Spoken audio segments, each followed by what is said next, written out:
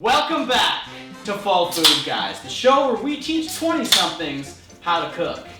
Now, I don't know if you guys outside of Canada know this, but today is Grey Cup Sunday. What's better to pair with a football game than a big bowl of chili? Today we're going to show you how to make a quick and simple chili that you can make on game day. Fall Food Guys!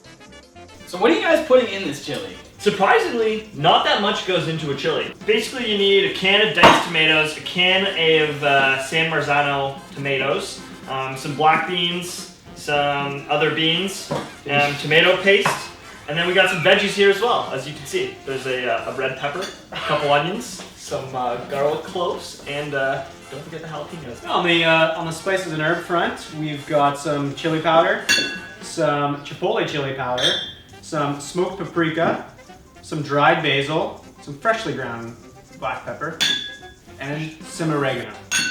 And of course, no Grey Cup chili is Grey Cup chili without meat. So today we have 2 packages of ground beef and 3 sausages. What kind of sausages? I don't know. And we're gonna throw in some beef broth and a beer. So we've chopped up all our vegetables. We've got a small dice for our 2 medium onions. We've got small dice for our red bell pepper. We've finely minced our garlic and finely minced our jalapenos. We've also given a rough chop to our sausage and our ground beef. Depending on how hot you want your chili, you can choose to leave your seeds in the jalapenos or take them all out. We decided to keep the seeds of 1 jalapeno in just to give it a little bit of kick. A little bit of spice. Step 1, in the pot you're using to make the chili, you're going to add in all of your vegetables so that they can soften up. So you've got your 3 jalapenos, your 1 red bell pepper, your 2 chopped onions, and your chopped up garlic. All right, so right now we're going to brown our meat a little. So we're going to go ahead and just put a little bit of canola oil into the pan, and then we're just going to add in our sausage, ground beef, lightly seasoned with some freshly ground black pepper, and a couple pinches of salt. Then we're just going to try to break it up a little inside the pan so we don't have too thick of pieces. We're just going to let that sit in there on medium-high heat until all the meat is brown.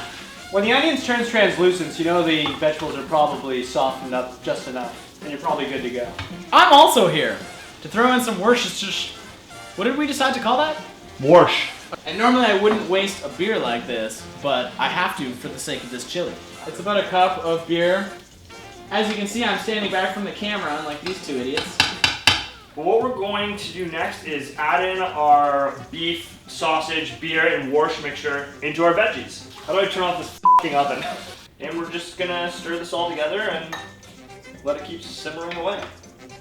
Right now we're adding about a cup of beef broth. It's 2016, guys. Okay, so now we're going to add almost all of the rest of our ingredients except for the beans. So the black beans and the other beans, which we'll save for about half an hour before it's almost all done. So first goes in, we've got our San Marzano tomatoes. We've got our diced tomatoes, followed by a full can of tomato paste. And then next we're going to put in all of our spices. We've got our chili powder, our oregano, our dried basil, our Chipotle chili powder, our smoked paprika, our freshly ground pepper. We'll also add in a bit of kosher salt, and we're going to mix her all together. Now we play the waiting game. Alright, now we brought it to a boil. We're going to turn it down and let it simmer for a couple hours, and now's a pretty good time to add our beans. But generally you can add your beans kind of whenever you want. There you have it, folks. After hours of work, many swear words, we have ourselves a delicious chili. So call the guys, call the gals, watch the game, and eat some delicious food. Go Looks Red great. Blacks. Let's eat.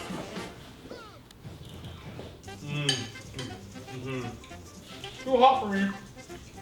That's too hot for you? I have a sensitive palate.